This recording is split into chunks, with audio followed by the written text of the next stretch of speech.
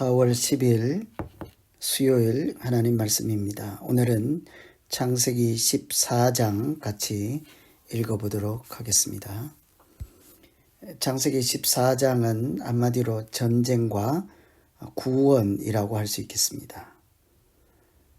아브라함과 롯이 분가를 하고 서로 따로 살게 되었을 때 소돔과 고모라 지역에 살았던 롯에게 큰 재앙이 닥쳤습니다. 그것은 그곳에 전쟁이 일어났기 때문인데요. 우선은 전쟁을 하게 된 나라들이 어떤 나라들인지, 왜 전쟁이 일어났는지에 대해서 먼저 한번 살펴보겠습니다.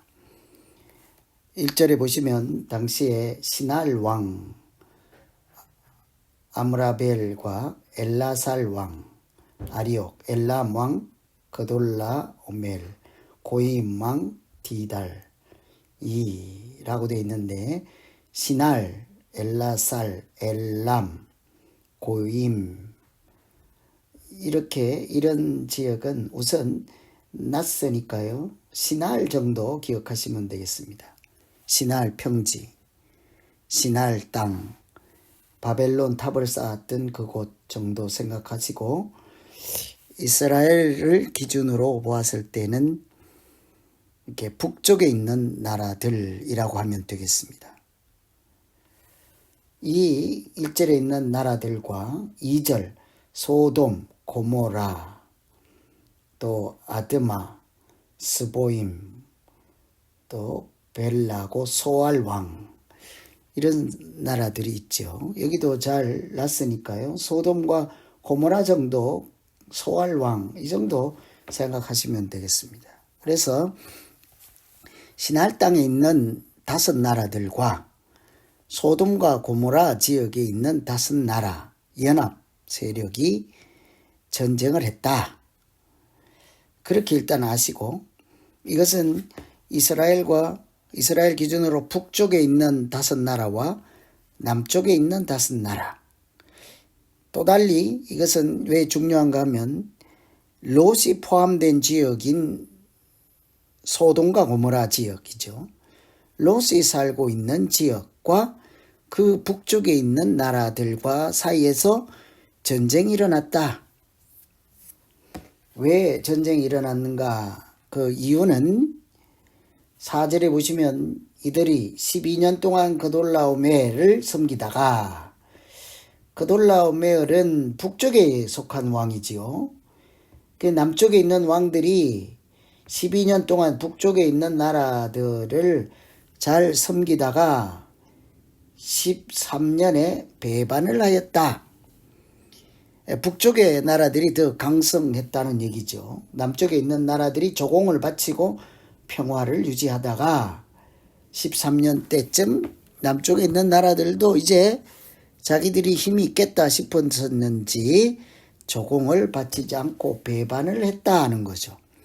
그래서 북쪽에 있는 나라들이 남쪽에 있는 나라들을 공격을 하였던 것입니다. 그래서 비상적으로는 소돔과 고모라 지역에 살고 있던 롯과 그 사람들이 북쪽에 있는 사람들 나라들로부터 공격을 당했다. 공격을 당하면 잘 막아내면 되지 않습니까? 그런데 전쟁의 결과는 어떠했을까요? 10절에 시딤 골짜기에는 역청 구덩이가 많은지라 소돔 왕 또 고모라 왕이 달아날 때 그들이 거기 빠지고 그 나머진 산으로 도망했다. 소돔과 고모라 왕들이 도망을 가고 달아난다 했으니까 북쪽의 왕들이 이겼다 하는 것이죠.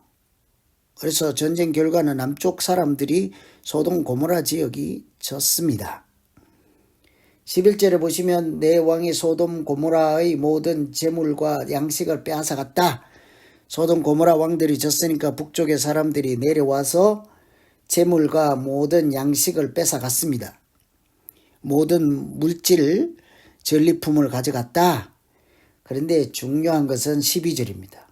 소돔에 거주하고 있던 롯도 사로잡고 재물까지 노력하여 갔다. 롯도 포로로 잡혀가고 롯이 가지고 있던 재산들 다 뺏겼다 그런 거죠. 여기에 포인트가 있는 것입니다. 소돔과 고모라 지역으로 아브라함을 떠나가서 살던 그 롯에게 재앙이 닥쳐 전쟁이 일어났고 결과로 포로로 잡혀가고 재물도 다 빼앗기는 그런 일이 있었다. 왜 그러겠습니까? 피상적으로는 배반해서 전쟁이 있었지만 실상은 소돔과 고모라의 악이 관영하니까 하나님께서 북쪽에 있는 왕들을 통해서 그 땅을 소돔 고모라의 재앙을 내렸다라고 이해할 수 있겠죠. 그래서 이 롯이 포로로 잡혀가고 재물을 다 빼앗겼을 때 하나님이 어떻게 하시는가? 아브라함을 통해서 전쟁 포로가 된 롯을 구원하는 이야기가 14장의 핵심이겠습니다. 14절에 보시면 아브라함이 조카가 사로잡혀갔다는 것을 듣고 집에서 훈련시킨 군인들 318명을 거느리고 단까지 쫓아갔다. 단은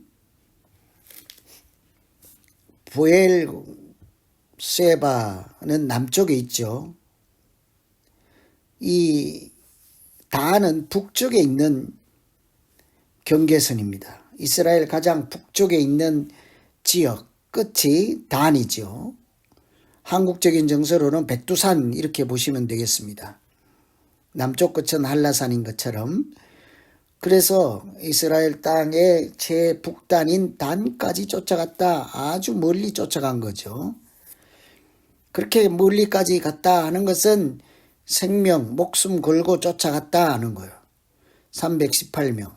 개인 군사가, 아브라함의 군사가 300명이나 된다는 것은 아브라함의 파워, 얼마나 권력 있는지를 짐작할 수 있겠죠. 이 아브라함이 끝까지 쫓아가서 조카를 되찾아왔다라고 하는 것이죠. 16절에 보시면 모든 빼앗겼던 재물과 조카 롯과 또 부녀와 친척들을 다 찾아왔다.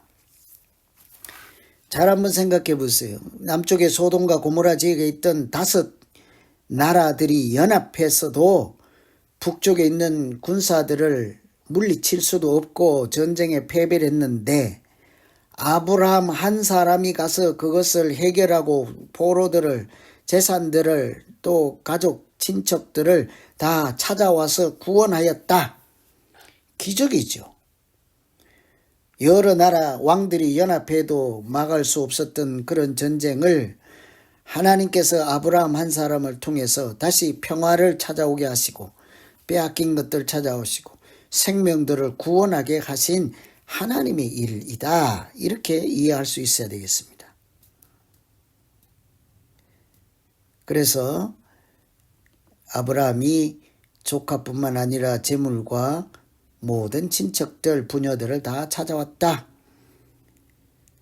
그렇게 아브라함이 찾아서 돌아올 때 그 남쪽 나라에 패배했던 왕들, 5 나라 왕들, 그들은 아브라함을 어떻게 바라보고 어떻게 했을까요? 17절에 보시면 아브라함이 그돌라오멜과 그와 함께한 왕들을 쳐부수고, 이 말은 아브라함이 북쪽 있는 왕들을 다 쳐부수고 돌아올 때 어떻게 했겠습니까? 소돔 왕이 나와서 아브라함을 영접했다.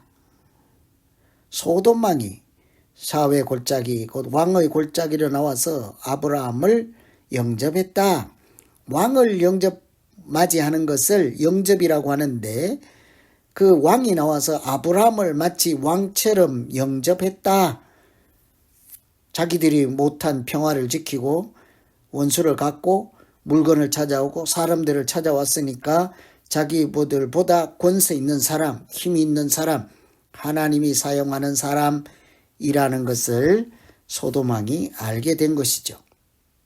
뿐만 아니라 살렘 왕이라고 하는 멜기세덱이 떡과 포도주를 가지고 나와서 지극히 높으신 하나님의 제사장이었습니다. 그가 아브라함을 축복을 하고 19절에 이러기를 천지의 주제시요 지극히 높으신 하나님이시여 아브라함에게 복을 주옵소서. 왕들이 아브라함을 왕처럼 영접하고 그 당시 살렘 왕이라고 하는 제사장, 하나님의 제사장이었던 멜기세덱이 아브라함에게 축복하는 이런 일이 있었죠. 그러니 왕보다 더 이렇게 영화롭게 되고 또 영접을 받고 이런 대우를 아브라함이 받게 된 것은 아브라함 자신의 능력이 아니라 아브라함과 함께 하시는 하나님이 계심을 사람들이 알게 된 것이죠. 아, 저 사람이 보통이 아니구나. 그냥 일반 사람이 아니구나. 하나님의 부르심을 받고 하나님의 일에 쓰임받는 사람이구나. 이렇게 전쟁 포로가 된 것을 하나님의 능력으로 구원하게 하는데 쓰임받는 사람이구나. 이런 것을 사람들이 알게 된 거예요. 그래서 멜기세덱조차 그를 축복을 하게 되었죠. 그럴 때 아브라함이 포로를 구출하고 나서 돌아오면서 어떤 반응을 했을까? 그들이 20절에 보면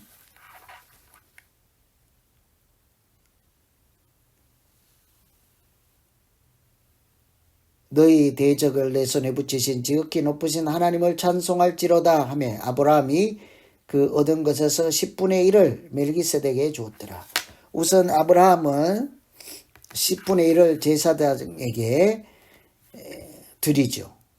이것은 전쟁에서 이기게 된 것이 자기 능력이 아니라 하나님께서 이기게 하셨다는 것을 인정하는 믿음이라고 할 수 있겠습니다.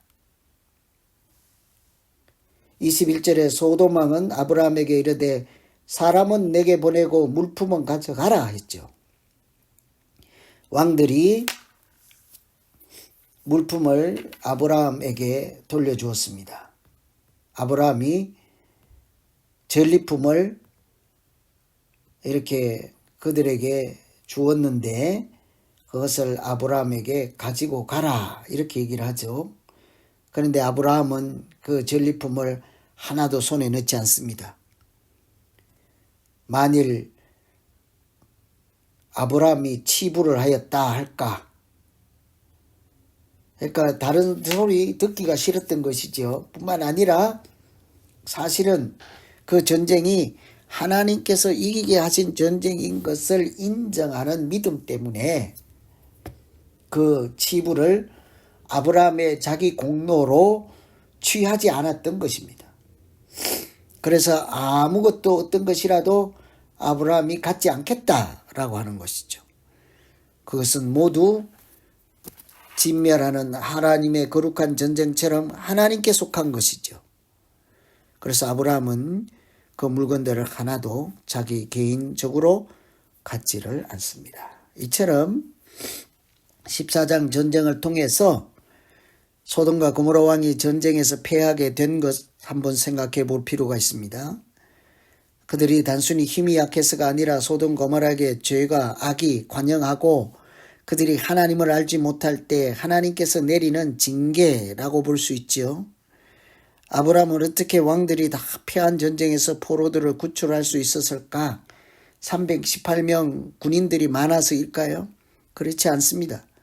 믿음 있는 한 사람 아브라함을 통해서 5왕이 이기지도 못하는 전쟁에서 하나님이 구원의 은혜를 경험하게 하시고 한 사람 아브라함에게 하나님께서 능력을 주셔서 하나님 없는 사람들이 해결하지 못하는 구원의 일을 아브라함의 손을 통해서 사실은 하나님께서 하신다라는 것을 볼 수 있어야겠습니다. 왕들과 제사장이 아브라함을 어떻게 맞이하는가 이런 차원도 잘 살펴볼 필요가 있겠죠. 왕들이 왕들보다 더 존귀한 자로 아브라함을 맞이하였습니다. 영접하였습니다. 그들이 모든 물건들을 다시 돌려줄 만큼 아브라함을 존귀한 인물로 바라보았죠. 그러나 아브라함은 이 모든 영광을 하나님께 돌렸습니다. 이처럼 14장은 롯과 그 소돔과 고모라에게 고모라 지역에 있는 사람들, 하나님을 알지 못하고 악을 이렇게 행하고 살아가는 사람들이 이렇게 징계를 받고 전쟁에서 패할 때 하나님의 한 사람, 하나님의 사람인 아브라함을 통해서 구원하시고 그들로 하여금 하나님을 알게 하시는 그런 은총의 말씀이겠습니다.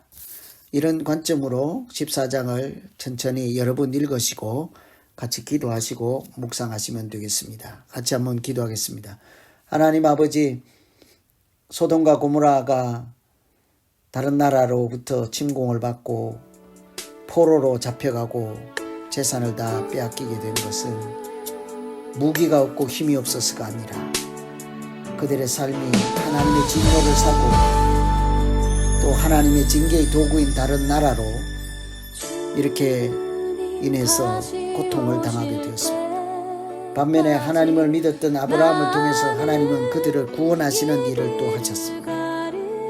이런 일들을 통해서 우리가 아브라함을 복의 근원이라 하시고 복이 되라고 하셨던 하나님의 말씀이 어떻게 이루어지는지를 세상 사람들도 알게 되었습니다.